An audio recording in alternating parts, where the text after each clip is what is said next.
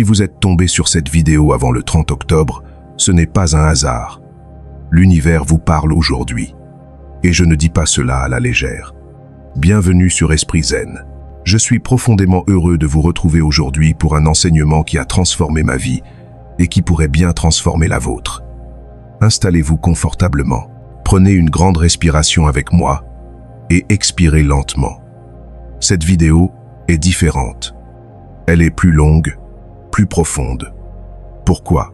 Parce que certains enseignements ne peuvent pas être comprimés. Ils ont besoin de temps pour s'infiltrer dans votre conscience, comme l'eau qui pénètre lentement dans la terre. Aujourd'hui, nous allons explorer ensemble la question qui obsède l'humanité depuis des millénaires. Comment faire confiance à l'univers quand tout semble incertain? Combien de fois vous êtes-vous senti perdu dans l'obscurité de l'incertitude? Combien de nuits avez-vous passé à vous inquiéter pour demain, pour la semaine prochaine, pour l'année prochaine? Combien d'énergie avez-vous dépensé à essayer de contrôler chaque aspect de votre vie pour finalement vous sentir épuisé, vidé, déconnecté? Je connais cette souffrance, je l'ai vécue. Mais le bouddhisme m'a offert une autre voie. Pas une voie d'évasion, mais une voie de réconciliation profonde avec la réalité telle qu'elle est. Dans cette vidéo, je vais partager avec vous les enseignements millénaires du Bouddha sur l'acceptation et la confiance. Des histoires qui illustreront ces principes, 7 pratiques concrètes que vous pourrez appliquer. Et surtout, une nouvelle façon de percevoir votre place dans cet univers infini. Restez avec moi jusqu'à la fin. Éteignez vos notifications. Offrez-vous ce moment de présence totale. Vous le méritez. Avant de parler de confiance, nous devons comprendre pourquoi nous avons perdu cette confiance naturelle. Si vous observez un enfant qui apprend à marcher, il tombe, se relève, tombe encore et continue. Il ne se dit pas « l'univers est contre moi ». Il fait simplement confiance au processus. Mais quelque chose change en grandissant. Le Bouddha a identifié ce qu'il a appelé avidya, l'ignorance fondamentale. Pas l'ignorance intellectuelle, mais l'ignorance de notre vraie nature. Dès notre plus jeune âge, on nous enseigne. Tu es toi. Le monde est là-bas. Tu dois te protéger du monde. Cette croyance crée une séparation illusoire, un mur invisible entre vous et le reste de l'existence. Imaginez une vague dans l'océan qui aurait peur de l'océan. Absurde, n'est-ce pas? Et pourtant, c'est exactement ce que nous faisons. Nous sommes comme des vagues qui ont oublié qu'elles sont l'océan lui-même. Notre société moderne amplifie cette illusion. Elle nous dit « Assure-toi contre tous les risques. Planifie chaque détail de ta vie. Ne laisse rien au hasard. Si tu échoues, c'est de ta faute. » Cette mentalité crée une peur existentielle constante, une tension permanente dans le corps et l'esprit. J'ai vécu cela pendant des années. J'avais des listes pour mes listes, des plans de secours pour mes plans de secours. Et savez-vous ce que j'ai découvert? Plus j'essayais de contrôler, plus je me sentais hors de contrôle. Plus je planifiais, plus l'anxiété grandissait. C'était épuisant. Voici un enseignement profond du bouddhisme. Ce que vous résistez persiste. Ce que vous acceptez se transforme. Quand vous serrez le poing très fort autour du sable, le sable s'échappe entre vos doigts. Mais quand vous ouvrez la main avec confiance, le sable reste là, paisiblement. Le contrôle excessif est une forme de violence contre la vie. C'est dire à l'univers « Je ne te fais pas confiance, je sais mieux que toi ». Mais est-ce vraiment le cas? Votre cœur a battu plus de 2 milliards de fois dans votre vie sans que vous lui disiez quoi faire. Vos cellules se régénèrent selon une intelligence que vous ne comprenez pas. La Terre tourne autour du Soleil sans votre permission. Il y a une intelligence cosmique à l'œuvre, et faire confiance à l'univers, c'est d'abord reconnaître cette intelligence. Maintenant, entrons dans le cœur de l'enseignement bouddhiste. Sous l'arbre de la Bodhi, dans sa nuit d'éveil, le Bouddha a réalisé une vérité qui allait révolutionner la compréhension de l'existence. Pratitya Samutpada, la production conditionnée ou l'interdépendance universelle. Ce mot sanskrit peut sembler complexe, mais son sens est d'une beauté stupéfiante. Regardez autour de vous en ce moment. Chaque objet que vous voyez contient l'univers entier. Prenons un exemple que le maître Zen Thich Nhat Hanh aimait utiliser. Une feuille de papier. Dans cette feuille, vous pouvez voir l'arbre dont elle provient, la pluie qui a nourri l'arbre, le soleil qui a permis la photosynthèse, la terre qui a ancré les racines, le bûcheron qui a coupé l'arbre, les parents du bûcheron qui l'ont mis au monde, la nourriture que le bûcheron a mangée, et ainsi de suite, à l'infini. Dans une simple feuille de papier, l'univers entier est présent. Maintenant, appliquez cela à vous-même. Vous n'êtes pas un être isolé. Vous êtes le résultat de millions d'années d'évolution, de milliards de causes et de conditions. Vos ancêtres vivent en vous. Les étoiles qui sont mortes il y a des milliards d'années ont créé les atomes de votre corps. Vous êtes littéralement fait de poussière d'étoiles. Ce n'est pas une métaphore poétique. C'est un fait scientifique. Le maître zen Suzuki Roshi disait « Chaque chose est exactement ce qu'elle est, et en même temps, elle est tout le reste. » Imaginez l'océan. Combien de vagues dans l'océan? Des millions? Des milliards? Impossible à compter. Maintenant, une question. Où commence une vague et où finit-elle? Où est la frontière exacte entre une vague et l'océan? Il n'y a pas de frontière. La vague est l'océan. Elle n'est pas séparée de l'océan. Elle est une expression temporaire de l'océan. De même, vous n'êtes pas séparé de l'univers. Vous êtes une expression unique, magnifique, temporaire de l'univers lui-même. Quand vous comprenez cela vraiment, pas juste intellectuellement, mais dans vos cellules, alors faire confiance à l'univers devient aussi naturel que respirer. Dans le bouddhisme, on parle du Jijimuj, l'interpénétration de tous les phénomènes. Imaginez un immense filet qui s'étend dans toutes les directions à l'infini. À chaque intersection du filet, il y a un joyau. Chaque joyau reflète tous les autres joyaux. Et chaque reflet contient à son tour le reflet de tous les autres joyaux. C'est l'image du filet d'Indra, une métaphore de l'interconnexion totale de l'existence. Cela signifie que le moindre de vos actes, la moindre de vos pensées, résonne dans l'univers entier. Vous n'êtes pas insignifiant. Vous êtes essentiel à l'équilibre cosmique, mais cela signifie aussi que vous n'avez pas à porter le poids du monde seul. Vous faites partie d'un réseau de soutien infini. Laissez-moi vous raconter une histoire zen qui illustre parfaitement l'interdépendance et l'incertitude. Il était une fois un vieux fermier qui vivait dans un village pauvre. Un jour, son unique cheval s'enfuit dans les montagnes. Les villageois vinrent le voir. « Quelle terrible malchance! Comment vas-tu labourer tes champs ?» Le fermier répondit simplement « Peu ». Une semaine plus tard, le cheval revint, accompagné de 3 chevaux sauvages magnifiques. Les villageois s'exclamèrent « Quelle chance extraordinaire! Tu es riche maintenant !» Le fermier répondit « Peu ». Le lendemain, le fils du fermier essaya de dresser l'un des chevaux sauvages. Il fut désarçonné et se cassa la jambe. Les villageois dirent « Quelle tragédie! Qui va t'aider dans les champs maintenant ?» Le fermier répondit « Peu. Être ». La semaine suivante, des officiers militaires vinrent au village pour enrôler de force tous les jeunes hommes dans une guerre terrible. Le fils du fermier fut épargné à cause de sa jambe cassée. Les villageois s'émerveillèrent. « Quelle chance incroyable !» Zarié. « Quelle chance incroyable !» Et le fermier répondit « Peu. Être. Être. » Vous voyez ? Le fermier avait compris quelque chose de profond. Nous ne savons jamais vraiment ce qui est bien ou mal.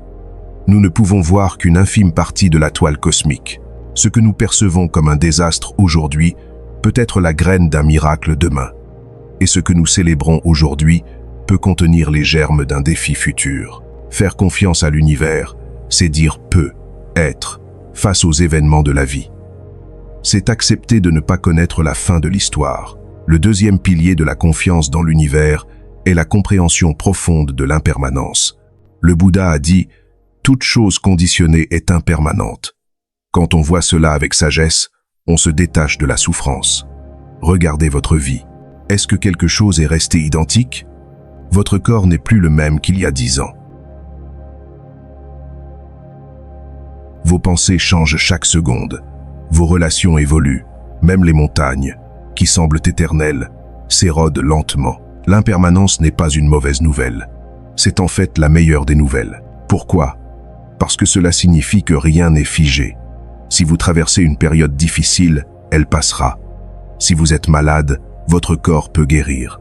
Si vous êtes triste, la joie reviendra. L'impermanence est la porte de tous les possibles. Notre souffrance vient en grande partie de notre résistance à l'impermanence. Nous voulons que les moments agréables durent éternellement. Nous voulons que les moments difficiles disparaissent immédiatement. Mais la vie ne fonctionne pas comme ça. La vie est un flux constant, comme une rivière qui ne s'arrête jamais. Le sage ne dit pas à la rivière « Arrête-toi ici. J'aime cet endroit. » Il monte dans le bateau et se laisse porter, en admirant chaque paysage qui passe. Imaginez que vous êtes un arbre. Au printemps, vous bourgeonnez. Vous êtes rempli de vitalité, de potentiel. Tout est nouveau, excitant. Vous pensez « Ah, c'est ça la vie ». Puis vient l'été. Vous êtes en pleine floraison. Vos feuilles sont vertes et abondantes. Vous donnez de l'ombre aux voyageurs. Vous pensez « Je veux que ça dure toujours ». Mais l'automne arrive. Vos feuilles changent de couleur. Or, rouge, orange. Elles sont magnifiques, mais elles commencent à tomber. Vous résistez. Non, mes feuilles, ma beauté. Et puis l'hiver. Vous êtes nu, dépouillé. Le froid vous pénètre. Vous vous sentez mort, inutile. C'est la fin, pensez-vous. Mais en réalité, sous la surface, quelque chose d'essentiel se passe. Vos racines se renforcent. Vous économisez votre énergie. Vous vous préparez. Et puis, le printemps revient. Votre vie suit le même cycle. Il y aura des printemps, des étés, des automnes, des hivers. Et ça, c'est parfait. Faire confiance à l'univers, c'est faire confiance aux saisons de votre vie. C'est savoir qu'après l'hiver, viendra toujours un nouveau printemps. Prenez un moment maintenant. Fermez les yeux. Si vous êtes dans un endroit sûr, portez votre attention sur votre respiration. Une inspiration, une expiration. Remarquez que chaque respiration est unique. Celle-ci ne reviendra jamais. Elle est partie pour toujours. Une autre inspiration. Une autre expiration. Sentez la vie couler à travers vous, instant après instant. Rien ne s'accroche, tout passe. Maintenant, pensez à quelque chose qui vous préoccupe actuellement. Un problème, une inquiétude, une peur. Rappelez-vous, il y a 5 ans, vous aviez d'autres préoccupations. Vous les trouviez immenses à l'époque. Où sont-elles maintenant? Résolues? Transformées? Ou simplement parties? Dans 5 ans, ce qui vous préoccupe aujourd'hui sera de l'histoire ancienne. Une nouvelle vague sera venue remplacer celle-ci. Rouvrez les yeux doucement.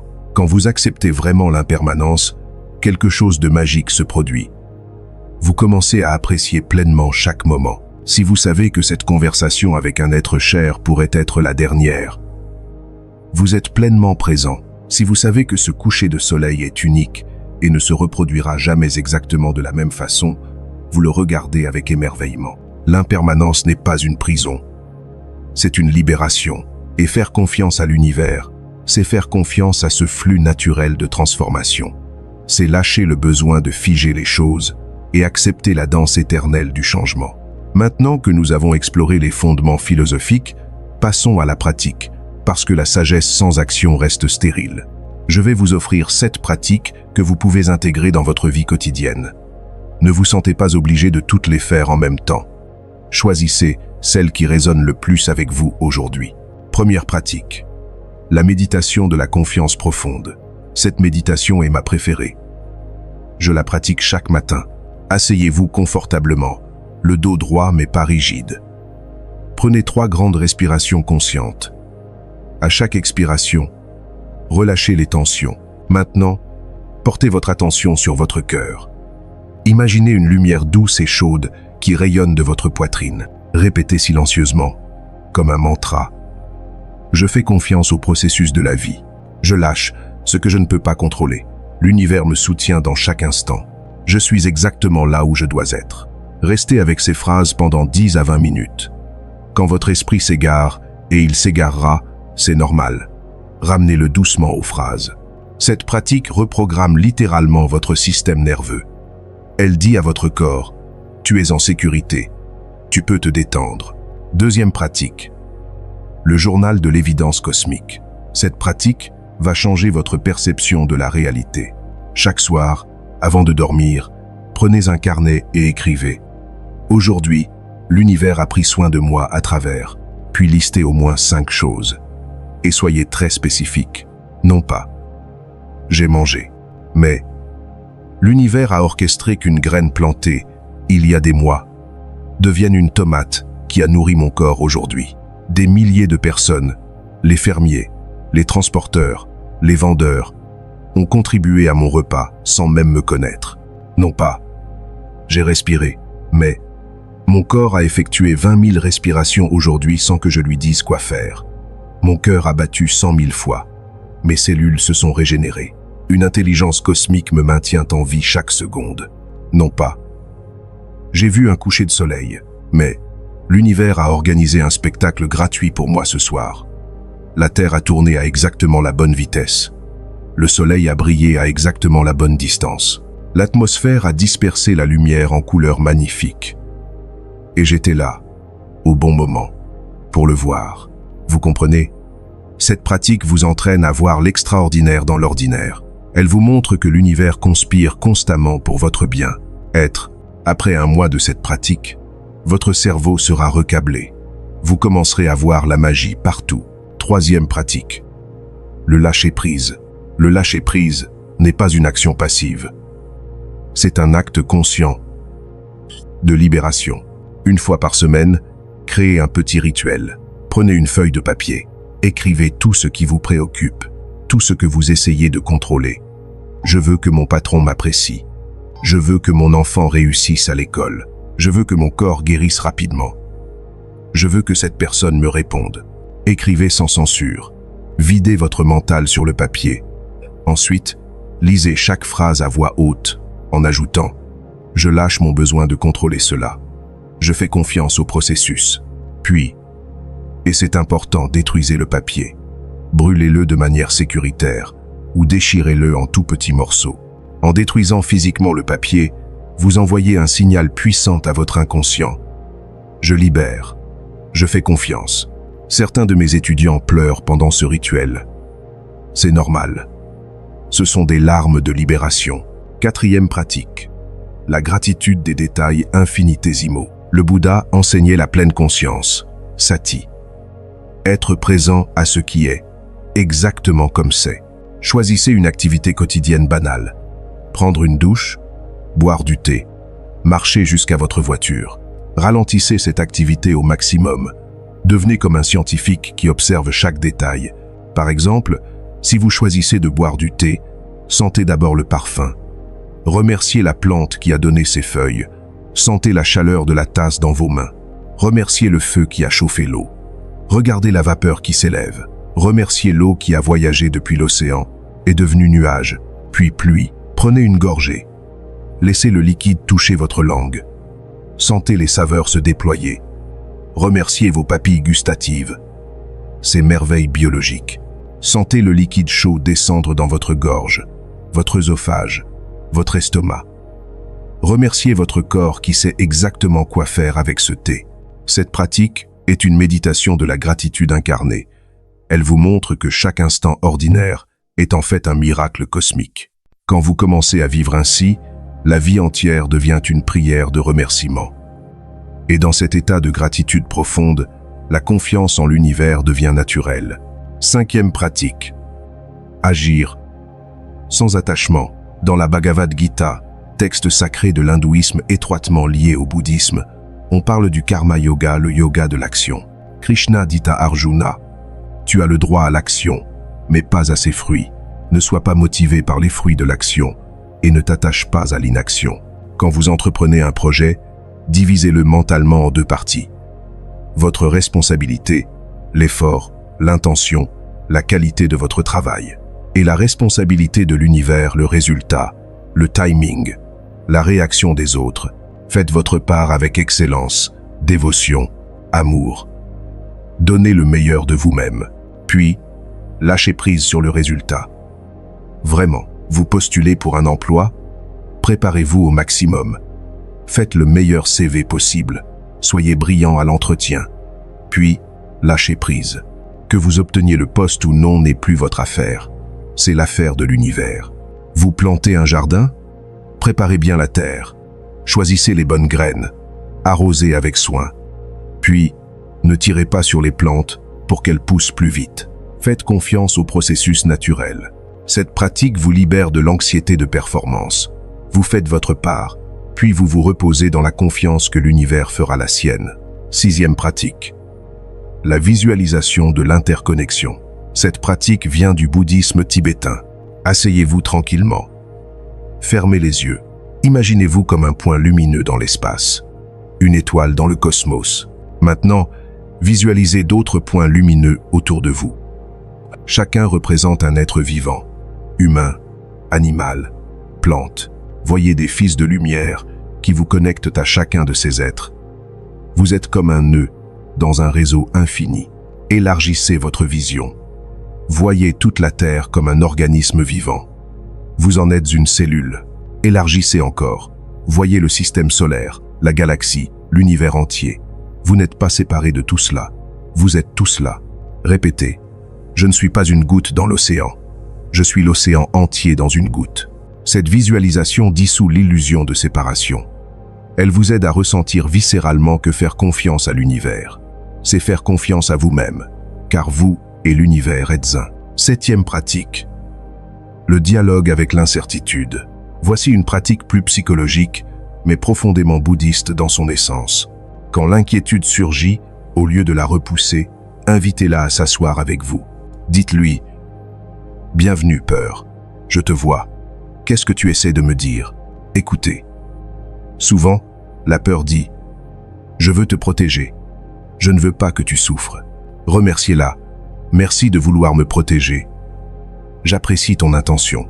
Puis, avec douceur, « Mais je n'ai plus besoin de cette protection. Je fais confiance à ma capacité à traverser ce qui vient. Et je fais confiance à l'univers pour me soutenir. » Cette pratique transforme votre relation avec l'incertitude. Au lieu d'en faire une ennemie, vous en faites une messagère maladroite qui essaie de vous aider. Je sais ce que certains d'entre vous pensent en ce moment. Vous avez des doutes, des questions. C'est normal. C'est même sain. Mais si je fais confiance et que tout s'effondre, c'est la peur la plus commune. Écoutez-moi bien. Faire confiance à l'univers ne signifie pas devenir passif. Cela ne signifie pas ne plus agir, ne plus planifier, ne plus être responsable. Cela signifie agir avec sagesse, puis accepter ce qui vient sans résistance destructrice. Si quelque chose s'effondre, c'était peu. Être nécessaire pour que quelque chose de meilleur se construise. Rappelez-vous l'histoire du fermier. De plus, pensez à ceci. Combien de fois avez-vous survécu à ce que vous pensiez être insurmontable? 100% du temps. Vous avez un taux de réussite de 100% pour survivre à vos pires jours. Comment faire confiance après un trauma? Question profonde et légitime. Si vous avez vécu un trauma, votre système nerveux est en mode protection. C'est normal. Vous avez appris que le monde peut être dangereux. Faire confiance à l'univers après un trauma ne se fait pas du jour au lendemain. Commencez petit. Faites confiance pendant 5 minutes, puis 10, puis 1 heure. Et rappelez-vous, le trauma fait partie de votre histoire, mais il n'est pas toute votre histoire. L'univers ne vous a pas abandonné. Il vous a permis de survivre. Peut être que ce trauma, aussi terrible soit-il, contient une leçon profonde. Pas pour le justifier. Il n'y a aucune justification pour la souffrance injuste, mais pour le transformer en sagesse. Et si l'univers n'existe pas vraiment? Excellente question philosophique. Le mot univers ici n'est qu'un mot. Appelez-le comme vous voulez. La vie, le Tao, Dieu, la nature, l'existence, le flux cosmique. Ce qui importe, ce n'est pas le nom. C'est l'attitude intérieure. Faire confiance à l'univers, c'est simplement reconnaître que vous ne contrôlez pas tout, que les choses ont une façon de s'arranger et que résister à ce qui est crée de la souffrance. C'est une posture pragmatique autant que spirituelle. Comment savoir si je fais confiance ou si je fuis mes responsabilités? Distinction cruciale. Faire confiance. Vous agissez avec intention et sagesse. Puis vous acceptez le résultat avec paix. Fuir. Vous n'agissez pas par peur ou paresse. Puis vous blâmez l'univers pour vos échecs. La différence? L'action juste. Le Bouddha parlait du chemin du milieu, ni trop tendu, ni trop relâché. Comme les cordes d'un instrument de musique, agissez. Faites votre part. Puis, lâchez prise sur ce qui ne dépend pas de vous. Beaucoup de personnes me demandent « Comment reconnaître les signes que l'univers m'envoie ?» Cette question mérite une réponse nuancée. Dans le bouddhisme traditionnel, nous ne parlons pas vraiment de signes comme dans l'ésotérisme occidental. Nous ne croyons pas en une entité personnifiée qui vous enverrait des messages codés. Mais il y a quelque chose de réel dans ce que les gens appellent les synchronicités. Carl Jung, le psychologue, parlait de synchronicité, des coïncidences significatives qui ne peuvent s'expliquer par la causalité normale. Vous pensez à quelqu'un et cette personne vous appelle. Vous avez besoin d'une réponse et un livre tombe d'une étagère ouvert à la bonne page. Vous hésitez sur une décision et un papillon se pose sur votre main. Que se passe-t-il réellement? Je crois que quand votre esprit est calme et présent, vous devenez sensible aux patterns subtils de l'existence. Vous remarquez ce qui était toujours là, mais que vous ne voyez pas. C'est comme régler une radio. Quand il y a des interférences, pensées compulsives, anxiété, bruit mental, vous ne captez rien. Mais quand la fréquence est claire, vous recevez le signal. Voici comment développer cette sensibilité. Méditation régulière, 20 minutes par jour, minimum. Cela calme le mental et affine votre perception. Tenir un journal de synchronicité. Notez les coïncidences étranges. Avec le temps, vous verrez des patterns. Posez des questions avant de dormir.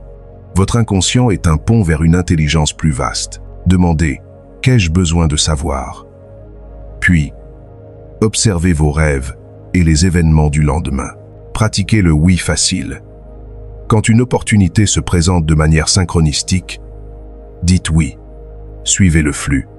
Les vrais signes ne sont pas magiques. Ce sont des moments où vous ressentez une paix profonde dans une décision, où les portes s'ouvrent sans effort excessif, où vous êtes au bon endroit au bon moment, de manière répétée, où vous sentez une clarté intérieure soudaine. À l'inverse, les faux signes sont basés sur la peur ou le désir compulsif, nécessitent une interprétation tortueuse, vous font sentir confus ou agité, sont utilisés pour éviter la responsabilité. Le meilleur signe est votre ressenti corporel. Votre corps ne ment jamais. Quand quelque chose est aligné, votre corps se détend. Quand quelque chose est faux, votre corps se contracte. Apprenez à écouter cette sagesse corporelle. C'est la voix de l'univers qui parle à travers vous. Vous vous rappelez comment j'ai commencé cette vidéo? Si vous êtes tombé sur cette vidéo avant le 30 octobre, ce n'est pas un hasard. Était-ce vrai? Oui. Et non. Non. Il n'y a pas d'entité cosmique qui a manipulé l'algorithme de YouTube pour vous amener ici. Oui. Si vous êtes ici, c'est parce qu'à un certain niveau, vous cherchiez cette information. Votre intention consciente ou inconsciente a créé les conditions pour que vous tombiez sur cette vidéo. C'est ça, la magie de l'interdépendance. Vous n'êtes pas passif. Vous co-créez avec l'univers à chaque instant. Nous arrivons au cœur de l'enseignement. Ce qui va suivre peut changer votre vie si vous le laissez entrer. Vous n'êtes pas qui vous croyez être. L'ego, ce que le bouddhisme appelle anatta, non-soi, vous fait croire que vous êtes une entité séparée, fragile, qui doit constamment se défendre. Mais c'est une illusion. Fermez les yeux un instant. Qui êtes-vous vraiment?